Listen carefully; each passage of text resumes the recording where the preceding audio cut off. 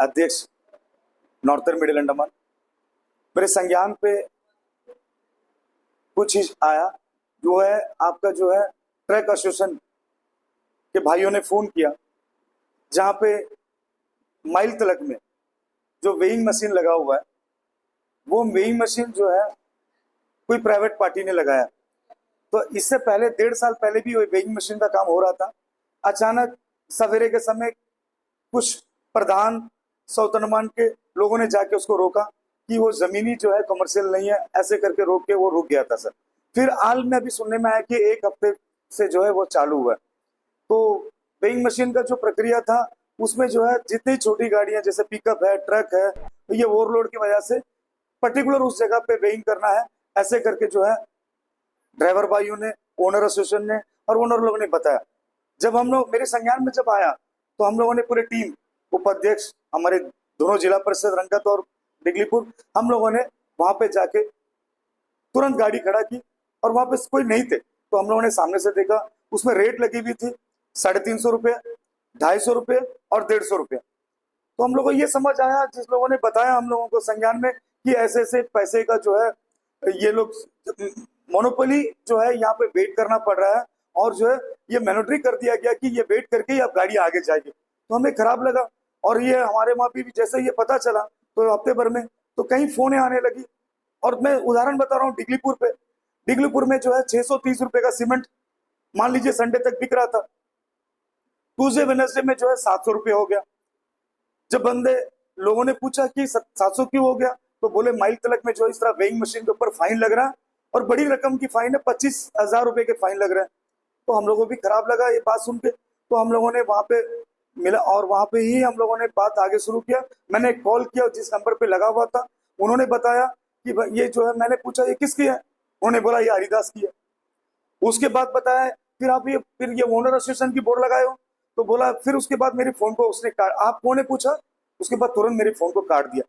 तो हम लोगों ने खराब लगा, फिर हमने मुख्य सचिव के पास आए, सर ऐसे ऐसे इशू है जहाँ पे लोगों को जो है मनमानी तरीके से जो है ये गाड़ी वालों का जो रेट वहां बढ़ने से दुकानदार भाइयों ने रेट बढ़ा दिया। मैं दुकानदार भाइयों को गलत नहीं बोल रहा हूँ, अगर ऐसे है तो सच में वो ऐसे हो सकता है। तो ये चीज को हमने सर के संज्ञान में रखा। तो सर ने क्या किया, हमारे जो है ट्रांसपोर्ट के सेक्रेटरी हैं रजनीश सर, वो इसको देख रेख कर रहे हैं। तो सर ने रजनीश सर को फोन किया और तुरंत हम लोगों को बोले कि आप उनसे मिलिए। तो हम लोग रजनीश सर के पास गए, सीईओ जिला परिषद भी हैं, तो वहां पे जाके हम लोगों ने मिला। सर से जब जानकारी मिली, पहले तो सर ने पूछा कि आप लोग बताइए क्या क्या आपकी दिक्कतें आ रही है। तो पूरे चारों ने हम लोग उस दिक्कतें को बताया। सर ने बड़ी अच्छी से उसको नोट किया, और सर सुनने के बाद उन्होंने बताया, सर मैं कुछ बता रहा हूं आप लोगों को, अगर मान लीजिए अगर एक टू व्हीलर पे बंदा हेलमेट बिना पहने वो टू व्हीलर चला रहा है, अगर उसको पुलिस उसको रोक रही है, तो कहीं पुलिस उस हेलमेट को पहनने के लिए रोक रही है, उसको चालान भर के भारत सरकार का इनाम नहीं घोषित कर रहा है। वो टू व्हीलर चलाने वाला बंदे को अगर हेलमेट पहन के चलाएगा, उस परिवार के लिए उसके लिए अच्छा रहेगा, इसलिए वो चालान के रूप में उस बंदे को रोक रही है। तो उसी तरह जो है ये गाड़ी जो जा रहे हैं ओवरलोड की वजह से, रास्ते खराब है, वहां की व्हीकल फ्री है, तो उसमें जो कई दिक्कतें आएगी, इस वजह से जो है हम लोगों ने ये प्रावधान रखा कि आप जो है अपने ओवरलोड ना लें, वेट मशीन पर्टिकुलर उस जगह पे नहीं, आप कहीं भी करवा लें। लेकिन अगर पोर्टलर पे मान लीजिए जंगली घाट में वे मशीन में कर लिए, हो सकता है यहाँ वे मशीन का सर्टिफिकेट मिलने के टाइम में अगर मान लीजिए उस गाड़ी का 18 टन है, ये मिल जाएगा। वो बंदा अगर मान लीजिए 2 किलोमीटर आगे जाके वो 2 टन और लगा सकता है, क्योंकि उसके पास हुआ है। तो इसीलिए क्या किया, अगर माइल तलक से तो रिटर्न आना मुश्किल है, तो ये अगर वहां की वेइंग मशीन में अगर हो जाए तो पर्टिकुलर पता चल जाएगा। और ऐसे नहीं है कि वो जो ऑफिसर हैं एसटीएस डिपार्टमेंट के, उनके ऑफिसर उस गाड़ी को देखते हैं, बारीकी से देख रहे हैं, कि देखने के बाद लगता है ये ओवरलोडेड है, उस गाड़ी को वेइंग मशीन पर लेकर आते हैं। वेइंग मशीन पर लेके आने के बाद वेट होता है, उसके 350 या 250 रुपए की जो गाड़ी होती है, जैसे छोटी पिकअप 150 रुपए की है, तो उस गाड़ी का जो पेमेंट करना होता है वेइंग मशीन का, वो डिपार्टमेंट कर रहे हैं, ये हमें नहीं पता था। ये जो पता था कि ये जो गाड़ियां हैं मैनोट्री कर रहे हैं करके, इस चीज को हमें पता था। जब सर के वहां से पता चला कि ये गाड़ियां जो है, जिस गाड़ी को ओवरलोड, और हर गाड़ी के प्रत्येक ड्राइवर को और मालिक को पता है कि अपनी गाड़ी खरीदने के बाद जब आरसी बुक मिलता है उसमें 18 टन किस गाड़ी को है, 20 टन किस गाड़ी को है, 16 टन किस गाड़ी को है, 10 टन किस गाड़ी को, वो बंदे को पता है। लेकिन आप ओवरलोड कमाने के चक्कर में सामने आने वाले छोटी गाड़ियां किसी भी हादसा का शिकार हो सकती है। इसको रोकने के लिए उनका कहना ये नहीं था कि मैं पूरे महीने पे ये चीज करूं, लेकिन और उन्होंने एक डाटा दिया जिसमें उन्होंने ऐसे नहीं कि पूरे एक दिन में 200 गाड़ियां चलती है, 200 गाड़ियों के स्टीज के डिपार्टमेंट रोक के जो है हमारी सामान जो पहुंच रही है या जो भी मटेरियल वहां पहुंच रहा है उसको रोक रहे हैं। उन्होंने पूरे हफ्ते भर में 29 गाड़ियां रोकी, 29 गाड़ियां रोकी। उसमें 12 गाड़ियों को जो वेटिंग वे मशीन पे लेके गया और उस वे मशीन में ले जाने के बाद उनके ऑफिसर ने वेइंग किया। उसमें जो है 5 गाड़ियां जो है वेइंग मशीन पर जो है ओवरलोडेड मिली। उसमें 3 गाड़ियों को जो है ओवरलोड की वजह से 25,000 रुपए का फाइन रखा गया और 25,000 में 75,000 रुपीज भारत सरकार को, अंडमान एडमिनिस्ट्रेशन को और हमारे एसटीएस डिपार्टमेंट के सेक्रेटरी सर ने वो पैसे को लिया, लेकिन उसके बदले में रिसीप्ट भी दिया गया और 2 लोगों ने जो है वो पैसे नहीं बांधे, कारण ओवरलोडेड था। ये नहीं कि डेली का जो हमें बताया गया, हमें अपने सूत्रों से, अपने गाड़ी वाले मालिकों से कई सारे फोन आए। तो आज मैं मीडिया के द्वारा ये बताना चाहता हूं कि कोई भी गाड़ी सड़क ड्राइवर हो या ये जो ओनर एसोसिएशन है, ट्रक ओनर एसोसिएशन, उनको बताना चाहता हूं कि आपके ये जो माइल तलक वाली बात को लेकर अगर मार्केट पे जहां 12 टन से लेकर डिगलीपुर तक में अगर रेट को बढ़ाना है, उसका एकमात्र कारण जो है माइल तलक नहीं होना चाहिए। माइल तलक जो है वेइंग मशीन कोई कारण नहीं है। मैं मुख्य सचिव को और हमारे डायरेक्ट ट्रांसपोर्ट को बताना चाहता हूं कि जो बातें हमारे पास आई वो सरासर फैक्ट नहीं थे और ये फैक्ट मैं आप सोशल मीडिया को बताना चाहता हूं। कोई पैनिक ना हो और ट्रक एसोसिएशन भी पैनिक ना हो। किसी को जबरदस्ती और मिलिट्री जिरगटान पे वेइंग मशीन करके दिखाने की आवश्यकता नहीं है। अगर ओवरलोडेड है वो उसके हकदार होंगे, फाइन के हकदार होंगे। आपको जब सीमा दी गई है अपनी गाड़ी की, उसकी कितनी क्षमता है, कितनी और अपनी लोड लेनी है, वो हर ओनर्स को पता है। तो आप अपनी गाड़ी को उसी अनुसार चलाइए ताकि लोगों के अंदर और जो ट्रक एसोसिएशन के अंदर में ये पैनिक ना हो। धन्यवाद। जो ऑथोरिटीज वहाँ पे खड़े रहते हैं वो लोग टेक्निकल एक्सपर्ट भी हैं। जो एलपी गाड़ी होता है या मैक्सिमम जो गाड़ी होता है उनको उनका टायर प्रेशर और उनका चेसिस वगैरह देखने से समझ में आता है कि ओवरलोड है या नहीं है। अभी वो छोटा रोड में हर एक गाड़ी को अगर हम लोग डिपार्टमेंट अगर उसको रोकने जाएगा तो फिर नॉर्थ मिडिल डिस्ट्रिक्ट में पहुंचेगा नहीं, सामान नहीं पहुंचेगा, पूरा एक पैनिक क्रिएट हो जाएगा। तो ये सिंबॉलिक वे था लोगों को, स्पेशली ट्रक ड्राइवर्स और ट्रक ओनर्स को ये बताने का कि आप लोग ओवरलोड मत लेके जाओ। जैसे आप ओवरलोड लेके जाओ वो हमारा रैम, बोर्ड का रैम भी टूटता है। अगर आप सुबह अर्ली मॉर्निंग यहाँ से निकलेंगे डिगलीपुर के लिए और रैम टूट गया तो आप डिगलीपुर पहुंचेंगे नेक्स्ट डे मॉर्निंग। छोटा बच्चा साथ में रह सकता है, फैमिलीज रह सकती है, तो ये सब दिक्कतें हैं। अब ये कार्गो व्हीकल्स ओनर जो है ये हर कोई ऐसा ओवरलोड लेके नहीं जाता है, कोई जानबूझ के ओवरलोड लेके जाता है। तो ऐसे सिंबॉलिक वार्निंग डिपार्टमेंट डाउटफुल गाड़ी को ही रोक रहा है। वो सबको कंपल्सरीली रोक नहीं रहा है। आप ओवरलोड मत लेके जाइए। 18.5 टन अगर आपका गाड़ी का कैपेसिटी है, ये जो माल यहाँ से जाती है लॉन्ग के लिए और जो जितना टन का है गाड़ियाँ हैं आप उतना लेके जाइए। और ये रीजन नहीं हो सकता है कि आप सामान का दाम बढ़ा दो, क्योंकि अगर तो फिर ऐसा होता ना कि हर गाड़ी ओवरलोड ही जाता। ओवरलोड तो 2-4 गाड़ी ही जा रहा है। 29 व्हीकल्स में 12 दिन का जो पूरा ये लोग इन्होंने फाइन लिया है या चेक किया है, 12 दिन में कम से कम 100 गाड़ी का हिसाब से 1200 गाड़ी गया होगा। तो 29 गाड़ी का ऊपर ही उनको डाउट हुआ। उसमें से फिर उन्होंने कुछ और गाड़ी को पूरा 29 को नापा भी नहीं, बाकी जन को चेक किया।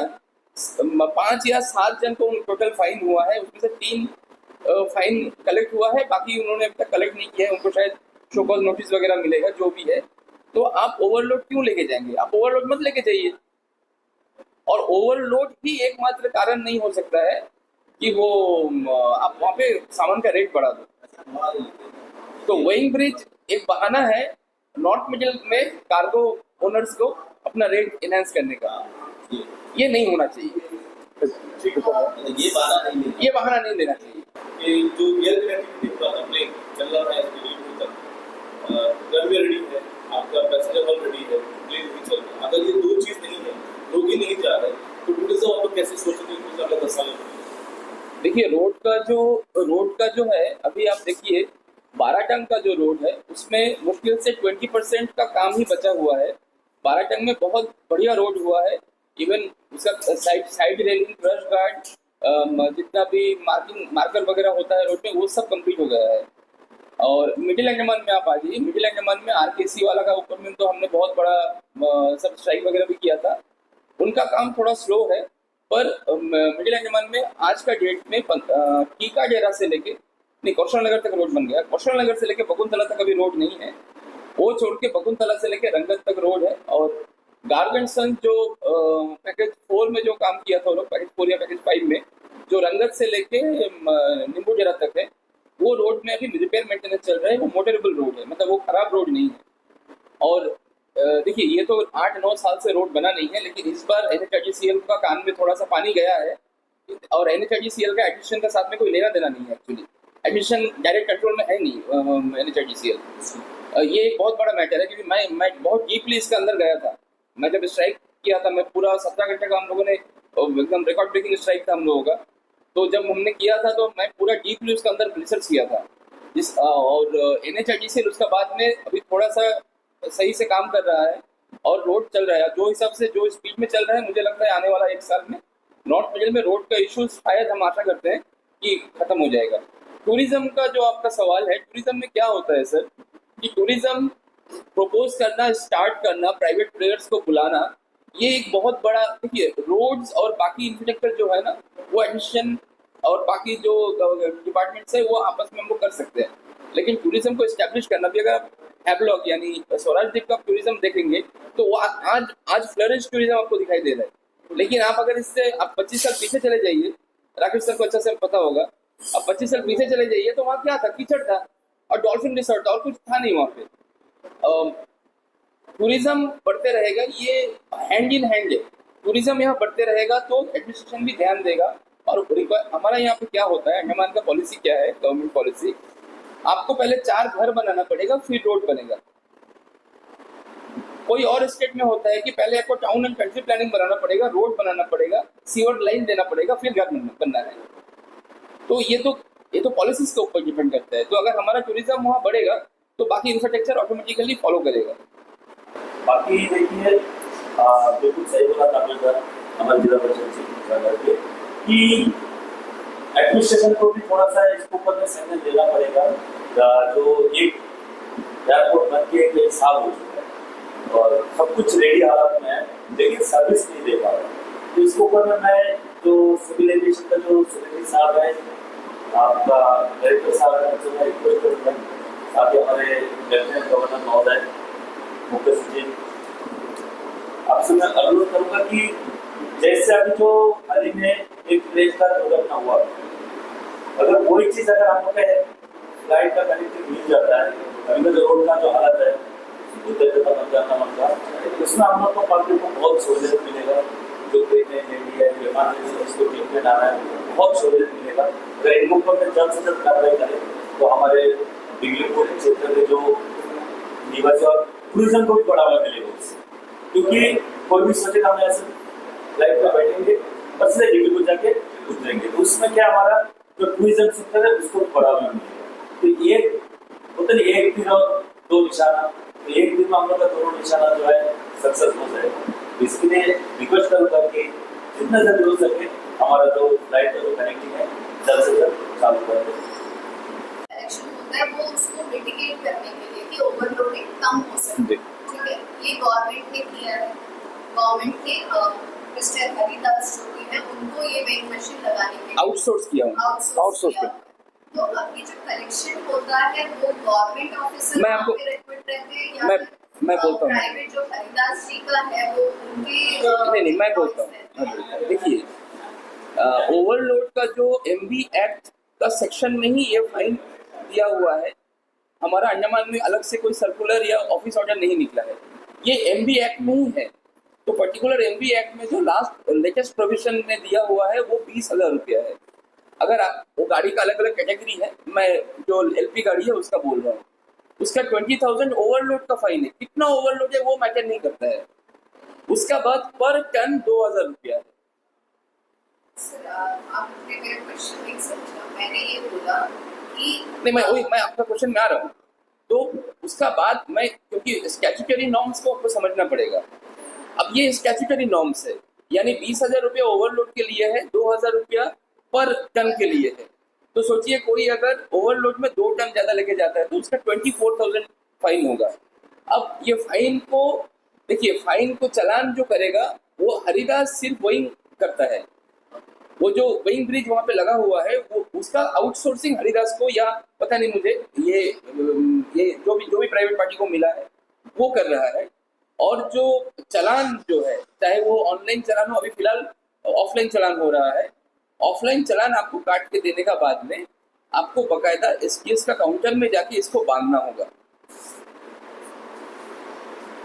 ये वहां पे कोई तरह का ऑनलाइन ट्रांजैक्शन, फिजिकल ट्रांजैक्शन कुछ भी नहीं हो रहा है। ओवरलोडिंग का नाम पर बुरी तरह के बिजनेस में पैसा जा रहा है। ओवरलोडिंग, और ओवरलोडिंग भी नहीं सर, ये वेइंग ब्रिज का नाम पे।